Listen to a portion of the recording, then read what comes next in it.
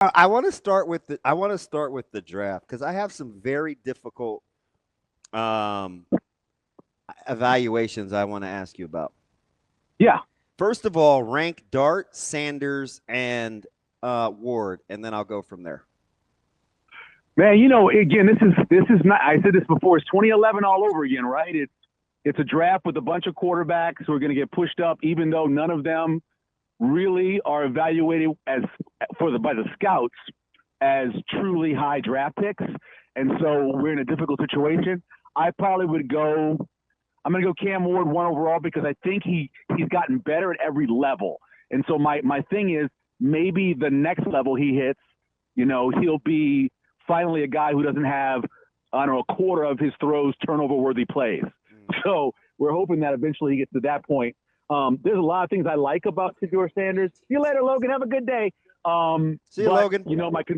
My concern sometimes with him, or like with a lot of young quarterbacks, is I don't quite know if I hate this phrase. I know Ravi does too, but I think he's really a guy that's got to be in a certain system, because he doesn't have much arm strength. I don't think he's overly athletic. There's a bunch of things about him that, hey, you know what? Maybe he's Brock Purdy. Maybe he is, which is not a horrible thing, right? And then Jackson Dart is such a wild card because that dude is a cross between every quarterback that I hated the last few years.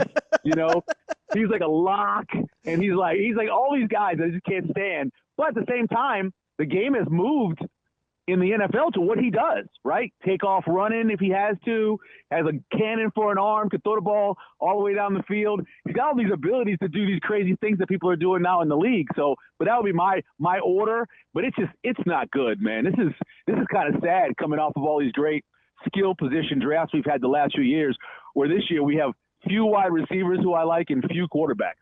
So, Michael, what do you do with like a Jalen Milroe, who goes running back?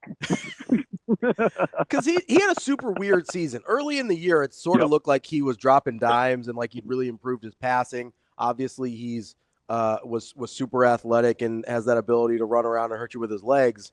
But then as the year progressed, I don't know if it's people got more tape on him or if he just fell back into some bad habits. His throwing sort of regressed back to where we'd seen it in the past couple of years. Like, what do you do with a guy like Jalen Milroe? He reminds me so much of those guys who, yes, in a game situation, they'll make a big play because of their athleticism, but I can't trust a guy who, when other guys have on shorts and just a helmet, or just in shells, and can't make easy throws. You watch the All-Star game week where they show highlights of him. He was killing bugs on the field. He was hitting people on the sideline. He was bad. I mean, just easy throws they give you in those all-star game practices, easy little Y sticks or like little bang eights. He couldn't hit them. And I know he makes a great long throw. I know he's a really good athlete. But I believe we saw a couple years ago a guy get drafted, I think, 4th overall with those same attributes.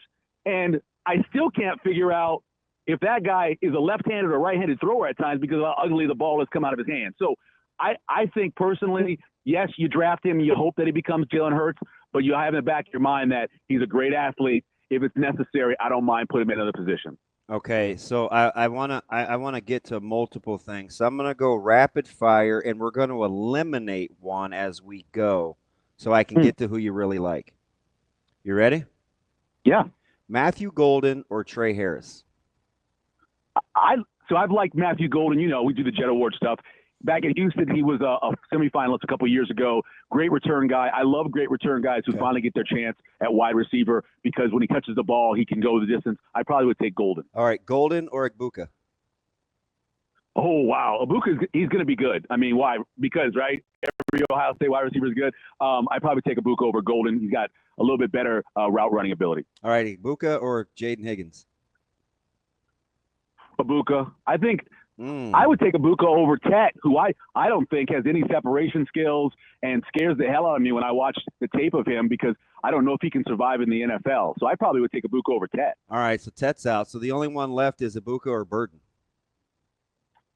I think it's depending on where you're going to play him. If you're saying I'm drafting just a wide receiver, then I would say it's Igbuka. But if you're telling me you're drafting the next, and I hate to put this on him, but if the next Debo type where you want him to do everything, then I probably would take Burden because he has that ability to be that guy.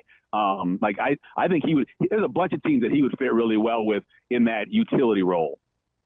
Maybe even the 49ers Wow. after So they get rid of Ibuka would Debo. be 49ers to replace Duke. So Emeka is your wide receiver 1? I think out of all those guys, he would be, just because I know what he got in terms of what he learned in college. I love his route running. And there is something about being there around all that talent like he was, and was really cool with them bringing in a freshman in Marvin Harrison who got more attention and more balls sometimes than he did, and he was still cool about that. I think he's a good person, and he comes from a great system, and I'd probably pick him 1, yeah. All right, I'm going to say this out loud and get it out of the way, and I'll ask you yours. You know, Woody Marks is my sleeper at running back, right? He's going to be somewhere 10 or 11th back off the board probably, but he's my sleeper. You got a sleeper for me before I have you rank these backs. Man, it's so deep. He's not a sleeper. I think Marion Hampton is going to be incredible. So okay, well, so save him. Yeah, save him because he won't be a sleeper. Do you have a sleeper? He won't be. I don't think so. I mean, I think it's 10 deep. This is the best running back draft we've had in terms of depth in, I don't know what, 10, 15 years. It's really deep. What do you do with like a Scattaboo? I'd put him in my system, and I'd like to see what he runs. I'm kind of curious. I think he's got more top end speed that he's going to surprise people out a little bit, but I want to see what he runs. But I would run him as 49ers again, right? I think that what the 49ers do with their fullback position, no matter who's in there, I think that's the guy. You use that. Get the ball to him out of the backfield. He can block. Occasionally, he's going to be your running back inside the 5-yard line. I think there's a lot of things you can do with him. All right, running backs, rapid fire. Ready? Yep. Travion Henderson or Caleb Johnson?